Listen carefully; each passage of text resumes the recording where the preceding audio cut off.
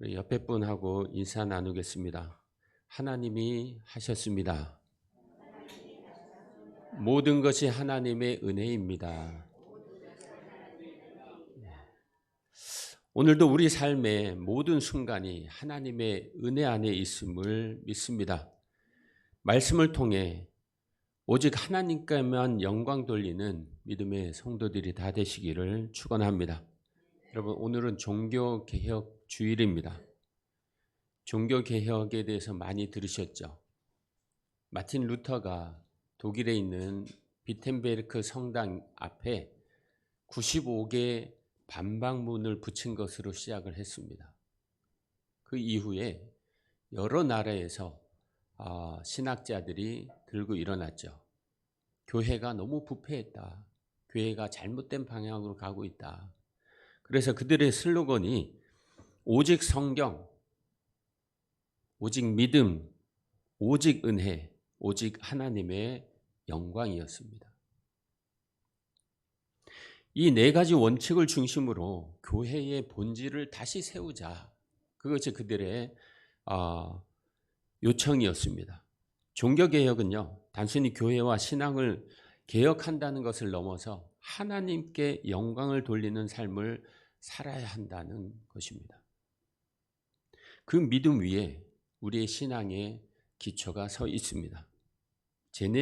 스위스 제네바의 어떤 골목에 가면요, 묘지가 하나 있는데 이 묘지는 분봉도 없습니다. 비석도 없습니다. 누구의 무덤인지 사람들이 알지 못해요. 그런데 역사가들은 압니다. 그 무덤이 누구의 무덤인지. 그 무덤은 존 칼빈의 무덤입니다. 굉장히 유명한 신학자죠.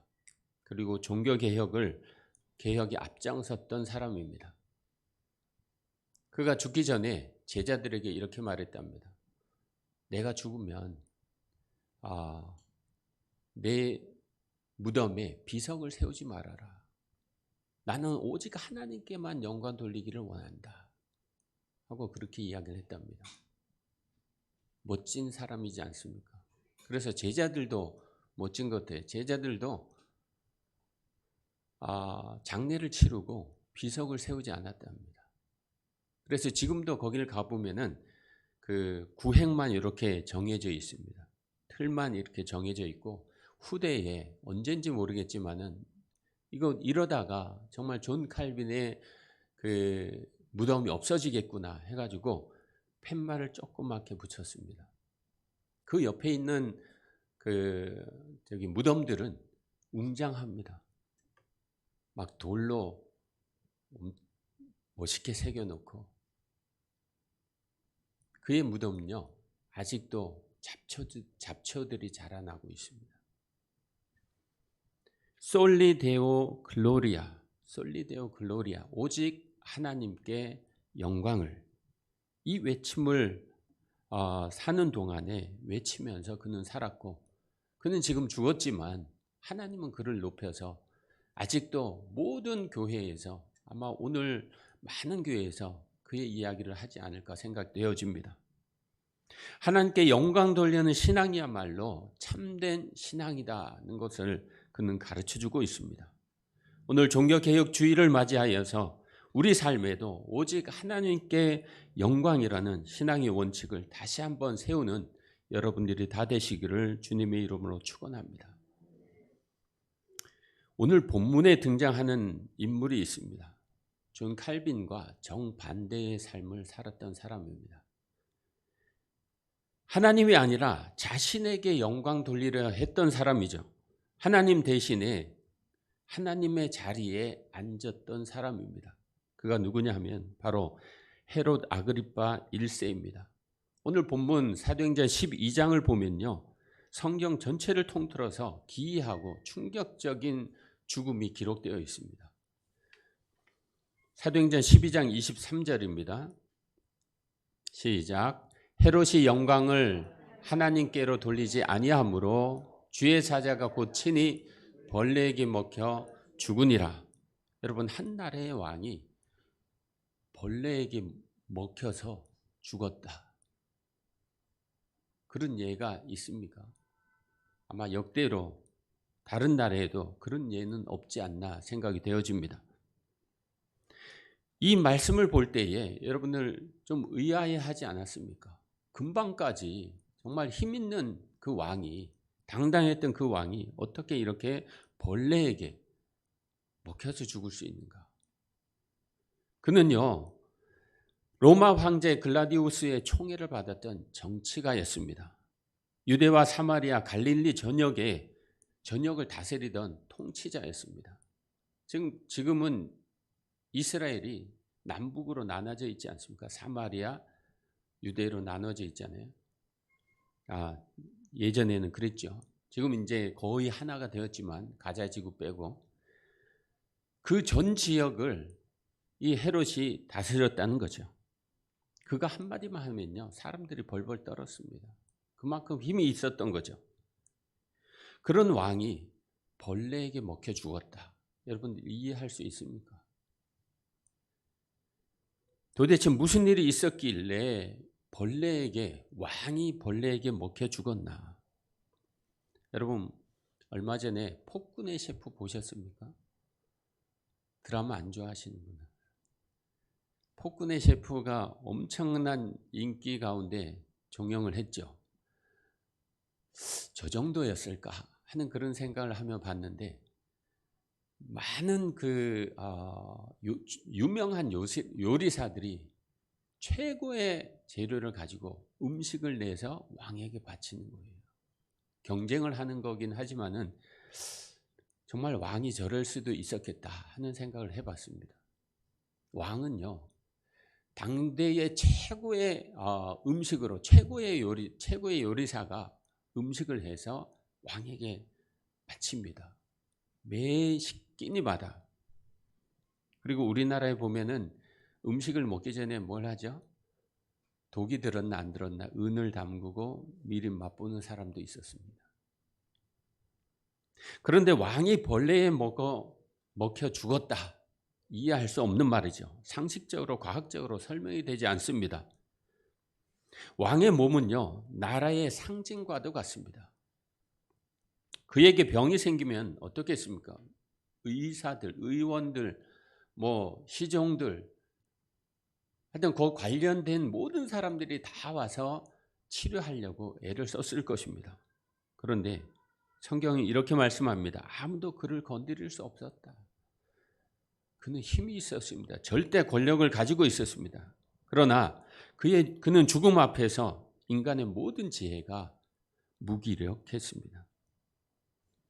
여러분 어떤 벌레가 사람을 이렇게 물어서 죽일 수 있을까요? 한번 모기를 생각해 봤습니다.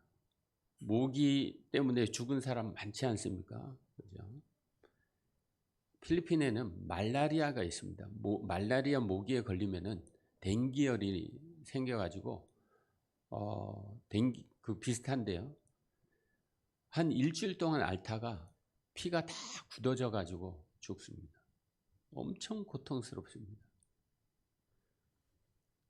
아마 그런 병이 아닐까 하는 생각도 해보았습니다. 하지만 누가는요, 의사입니다. 의사.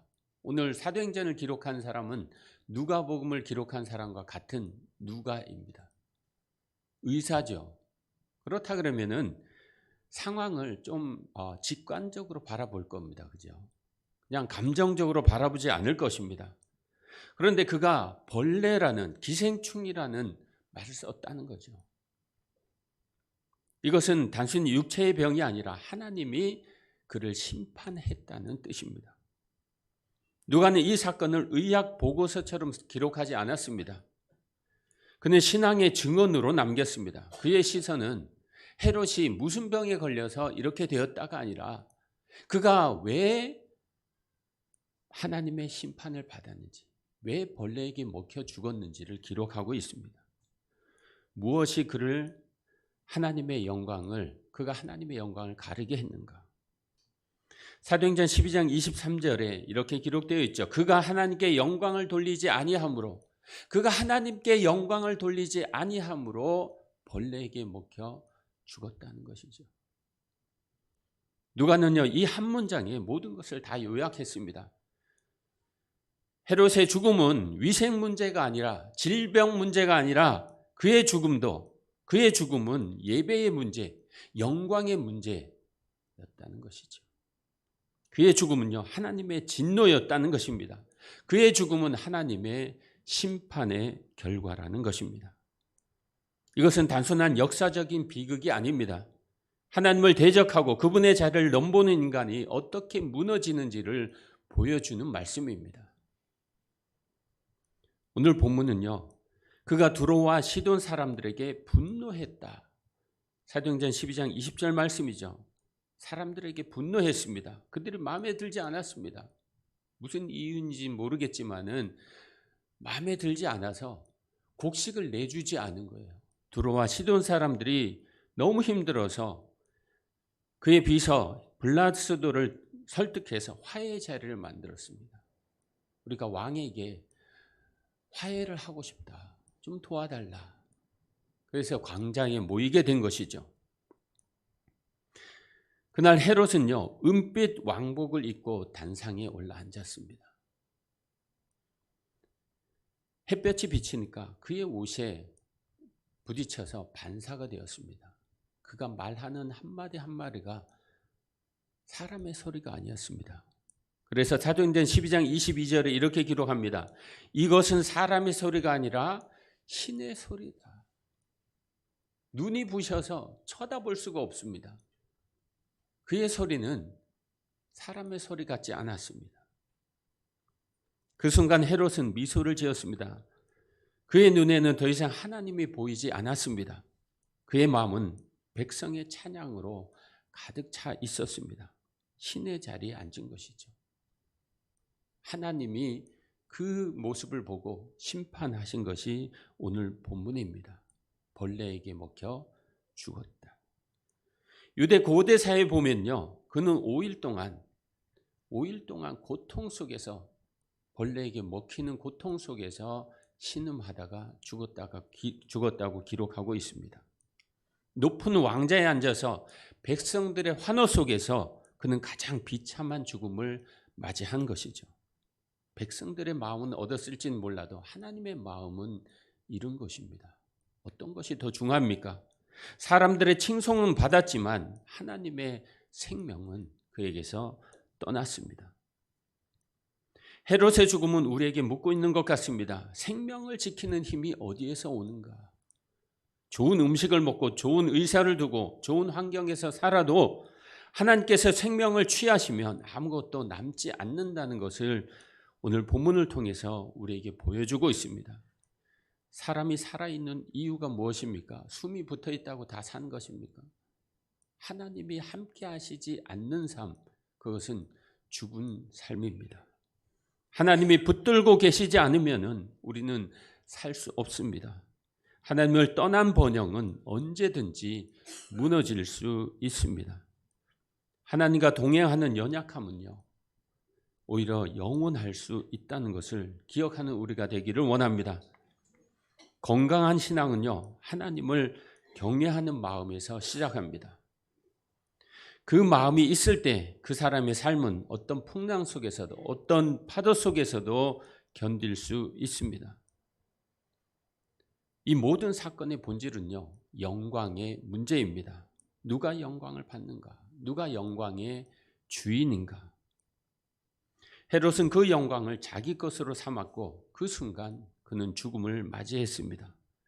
그가 받은 찬양은 생명을 빼앗았고 그가 빼앗은 영광은 그를 삼켜버렸습니다. 반면 칼빈은 어떻습니까? 나의 이름이 세상에 드러나지 않기를 원한다. 오직 하나님만 드러나기를 원한다. 그렇게 겸손하게 무덤도 없이 살아갔던 그는요, 하나님이 높이셨습니다. 많은 사람들의 입에 그의 이름이 오르내리고 그를 존경하는 사람들이 얼마나 많습니까? 모든 영광은요, 하나님께 속해 있습니다. 하나님께 영광을 돌릴 때 하나님은 우리의 삶을 책임지십니다. 작은 일에도 이렇게 고백하는 여러분들이 되시기를 바랍니다. 하나님이 하셨습니다. 이렇게 고백하는 입술이 복된 입술입니다. 혹시 누군가 나를 칭찬한다 그러면 하나님의 은혜입니다. 이렇게 답할 수 있는 여러분들이 되시기를 바랍니다. 여러분 삶에 어려움이 닥칠 때에 하나님이 나와 함께 하신다고 고백할 수 있는 우리의 입술이 되기를 원합니다. 헤롯은 세상의 찬양을 취했습니다. 하나님은 그의 생명을 취했습니다. 칼빈은 세상의 명예를 버렸지만 하나님은 그의 이름을 높여주었습니다. 사랑하는 성도 여러분, 교회마다 예전에 표가 있었습니다. 많은 교회가 이 표를 썼죠. 모든 영광 하나님께. 모든 영광 하나님께. 그런데 지금은 어떻습니까? 많은 교회가 좀 이 하나님께 영광 돌려야 한다는 이 의식이 흐려지고 있는 건 아닌지 그런 생각이 들어집니다. 하나님께 영광 돌린다는 것은요, 신앙 구호가 아닙니다. 그것은 삶의 방향을 하나님께 돌린다는 결정입니다. 사람들은 말합니다. 당신이 해냈습니다. 당신 덕분입니다. 당신이 최고입니다. 그때 그런 말을 들었을 때 우리는 두 가지 갈림길에 섭니다. 하나님께 영광을 돌릴 것인가? 아니면 내가 영광을 취할 것인가? 여러분은 어떠한 삶을 살고 계십니까? 하나님께 영광 돌리는 삶을 살고 계십니까? 요셉은요, 바로 앞에서 이렇게 이야기를 합니다. 창세기 41장 16절입니다. 시작. 요셉이 바로에게 대답하여 이르되 내가 아니라 하나님께서 바로에게 편안한 대답을 하시리이다. 너가 이 꿈을, 내가 꾼 이 꿈을 너가 해석할 수 있느냐? 이 대답에 요셉이 대답한 말입니다. 요셉은 이 말 한마디로 그가 총리까지 되어졌습니다. 정말 멋진 삶을 산 것 같습니다. 다니엘서 2장 30절에 다니엘의 고백이 이렇게 나옵니다. 다 같이 읽습니다. 시작. 내게 이 은밀한 것을 나타내심은 내 지혜가 모든 사람보다 낫기 때문이 아니라 오직 그 해석을 왕에게 알려서 왕이 마음으로 생각하던 것을 왕에게 알려주려 하심이니이다. 하나님을 드러낸 거지요. 많은 사람들이 성경에 보면 많은 사람들이 하나님을 드러냈습니다. 근데 그의 삶은요, 그들의 삶은 결코 낮아지지 않았습니다. 왜냐하면 하나님이 그들을 높였다는 것이죠. 하나님께 영광을 돌린 사람은요, 결국 사람 앞에서도 높임을 받았습니다. 여러분, 느부갓네살 왕을 기억하시죠? 큰 바벨론 성을 짓고 내가 이 나라를 세웠다고 했을 때 다니엘서 3장에 보게 되면요, 4장에 보게 되면 하나님께서 그를 치셔서 들짐승처럼 미쳐서 돌아다녔습니다. 교만은 하나님과의 관계를 무너뜨립니다. 그러나 겸손은요, 하나님과의 통로를 엽니다. 야고보서 4장 6절은 이렇게 기록합니다. 그러나 더욱 큰 은혜를 주시나니 그러므로 일렀으되 하나님이 교만한 자를 물리치시고 겸손한 자에게 은혜를 주신다 하였느니라. 우리가 하나님께 영광을 돌릴 때 하나님은 우리의 삶을 지켜주십니다. 우리가 하나님을 높일 때 하나님은 우리의 인생을 세워주십니다. 하나님은 영광을 빼앗는 분이 아니라 영광을 돌릴 때 복으로 갚아주시는 분입니다. 하나님께 영광을 돌려드리면 하나님은 평안과 생명으로 우리에게 응답하십니다. 사랑하는 성도 여러분, 결국 신앙은요, 신앙의 완성은 감사입니다. 감사. 감사는 하나님께 영광을 돌리는 가장 일상적인 예배입니다. 기도가 없으면요, 흔들릴 수 있습니다. 하지만 감사가 사라지면요, 우리의 삶이 무너집니다. 감사하는 사람은 하나님을 본 사람이고 감사하지 않은 사람은 자신만 보는 사람입니다. 사도 바울은 감옥에서도 이렇게 고백했습니다. 사도행전 데살로니가전서 5장 18절입니다. 시작. 범사에 감사하라. 이것이 그리스도 예수 안에서 너희를 향하신 하나님의 뜻이니라. 범사에 감사하라. 항상 감사하라는 거죠. 어떠한 상황 속에서도 감사하라는 것입니다. 감사는 상황의 결과가 아니라 믿음의 선택입니다. 빛이 있어서 감사하는 것이 아니라 감사하기 때문에 빛이 있는 것입니다. 그러므로 여러분, 감사할 작은 일에도 하나님께 감사하는 여러분들이 되시기를 바랍니다. 하나님이 하셨습니다. 이렇게 고백하시는 여러분들이 되시기를 바랍니다. 이러한 고백이 우리의 영혼을 살립니다. 세상은 이름을 남기려 하지만 신앙은요, 영광을 남깁니다. 세상은 박수를 갈망하지만 하나님은 감사의 고백을 기다리십니다. 그러므로 사랑하는 성도 여러분, 오늘 하나님이 우리에게 이렇게 묻고 있습니다. 너는 누구에게 영광을 돌리느냐? 누가 영광을 받을 것인가? 내가 영광을 받을 것인가? 하나님께 영광을 돌릴 것인가? 칼빈의 그 마지막 음성을 여러분들 기억해 주시길 바랍니다. 오직 하나님께 영광. 우리 다 같이 따라 하겠습니다. 오직 하나님께 영광. 솔리 데오 글로리아. 전에 어떤 교회를 방문했을 때였습니다. 교회 담벼락에 안으로 들어가지 않았는데 솔리 데오 글로리아가 적혀 있는 거예요. 가슴이 뿌듯하더라고요. 여러분, 그런 편말을 볼 때 하나님께 영광 돌려야 한다는 그 칼빈의 음성을 여러분들 듣는 여러분들이 다 되시기를 바랍니다.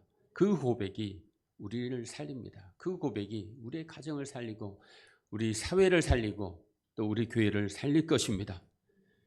이 신앙이 여러분의 영혼을 강건하게 하고 그 은혜가 여러분의 길을 형통하게 할 것입니다. 마지막으로 고린도전서 3장 10장 31절을 읽으면서 오늘 설교를 마무리하려고 합니다. 다 같이 읽겠습니다. 그런즉 너희가 먹든지 마시든지 무엇을 하든지 다 하나님의 영광을 위하여 하라. 그런즉 너희가 먹든지 마시든지 무엇을 하든지 다 하나님의 영광을 위하여 하라. 다 같이 기도하겠습니다.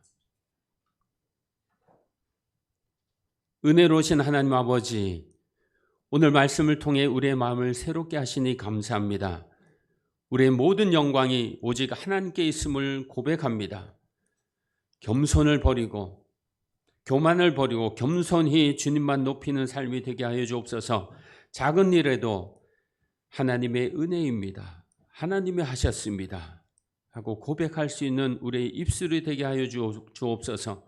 우리 입술에 감사와 찬양이 늘 넘치게 하여 주시옵소서.